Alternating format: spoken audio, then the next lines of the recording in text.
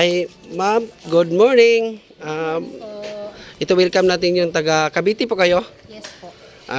Interview natin mga idol yung taga Cavite. Kasi mga delegates to, kunan natin sila ng anong tawag yun, yung comment sa atin sa Santos City na parang anong kulang, ano ba, masaya ba sila or komportable, hindi pa sila komportable. Ano po masabi natin, ma'am? Ano pong masabi natin sa Jinsan, kung ano bang masabi niyo kung ano sa comment na ninyo kung ano sa Jinsan? Hindi po kasi sa amin kahit sinasabing siya Cavite province, Oh, Cavite po kayo, no? pero city na po siya, well developed po kasi. Oo. Ito kasi Jinsan, medyo nanibago lang po kami kasi General Santos City. Pero Sikat na sikat. Opo. Pero hindi, parang parang nanibago lang po kami kasi parang probinsya pa rin talaga. Oo, Parang sa baryo. totoo naman sa napansin ko kahit taga rito ako. Opo, parang naano lang po kami kasi medyo maraming rough roads. Kaya. Parang medyo, ayun po. Kasi sa amin po, kahit sabihin mong barangay ganito, City ang dating. yes po, ganun lang po. Oh. Tapos parang yung mga malls, bagay okay naman po sila, kaya lang parang Sample guys, sa ano mall namin, yung KCC Mall, Robinson. Robinson hindi kasi pa naman nasunod. yung kay Sisi hindi pa po namin napuntahan eh. Yan ang Pero pinakamalaki. Yung sa Gaisano, kasi under renovation naman po Oo, siya. So, oo. parang nasanay lang po kami na pag sinabing city, medyo Oo.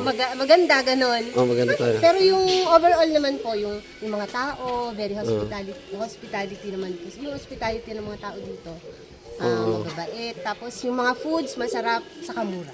Saka yan lang ang Opo, naka opo, yun. ano.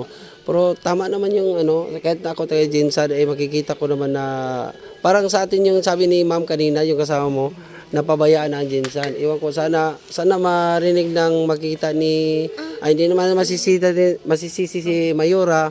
Dapat bigyan ng pansin ba na may improvement ang Jinsan kasi sa tingin ko naman kahit taga rito ako, makikita ko na pabayaan na naiwanan talaga sa Ayan, mga opo, cities medyo na naiwanan lang po naiwanan po. Parang development ng Development ng medyo, lugar. Ano, medyo naiwan. Naiwan talaga sa sa ibang cities. Example sa Davao, nako, kahit nagpunta yung LGU ng Davao, sabi niya, magpunta ka sa amin kung ano kami sa mga baryo namin, nako, mukhang city. Andiyan sa Kasi city. nagtaka kami, sa city daw, city, tapos parang pareho naman yung city at saka yung pinuntahan namin. Baryo. Baryo. Porok yun. Siguro yung dahil lang dun sa yung mga roads nyo, gano'n. Oo, kasi napabayaan ka. Daming, kahit yung nauna-una ko, kahit napansin ko sa city talaga, yung sa may dinaanan natin kanina sana, papunta City Heights, Barangay City Heights, naku, rough road talaga. Hindi napabayaan ng city. Iwan ko kung sinong punta, lapitan natin dyan, o saan ba yan ilapit, o sa Senado, o ipasahan na ng proposal doon sa Senado, o iwan ko kung saan, hindi ko alam yun.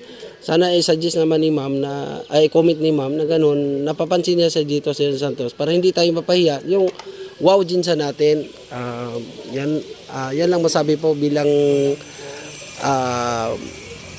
mamayan na dyan Santos, pinuntahan tayo ng taga Cavite. Hindi Pero na yung pag-welcome po ng mga tao sa Jensan, welcome talaga. maraming salamat po sa Jensan. Pagtanggap sa Batang Pinoy. Shout out naman mga kids yan, ang mga player ng Batang Pinoy. Cavite, proud Cavite. Yan. Cavite, pero Team Parañaque. Team Parañaque, isa lang yun. Team Parañaque kami. Sige. Sige ma'am, thank you talaga ma'am ha. Thank you talaga sa Sir, ano masabi mo sir? Thank you rin sir. Say hi na lang. Mirira Robert po sa Facebook. Okay po. Sa YouTube, i-upload ko to sa Facebook, Robert TV. Robert TV. TV sa YouTube. Okay. Sige ma'am. natin yan. Thank you ma'am. Okay po.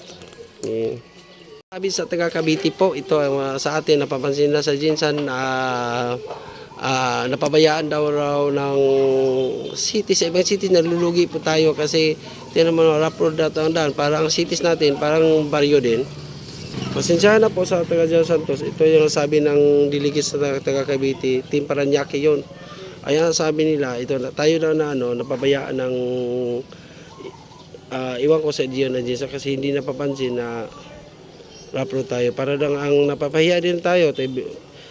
Lalo pa taga Diyan Santos City tayo. Tingnan natin na ang mukha natin ay ang Diyan Santos City po ay parang naiwanan sa ibang cities.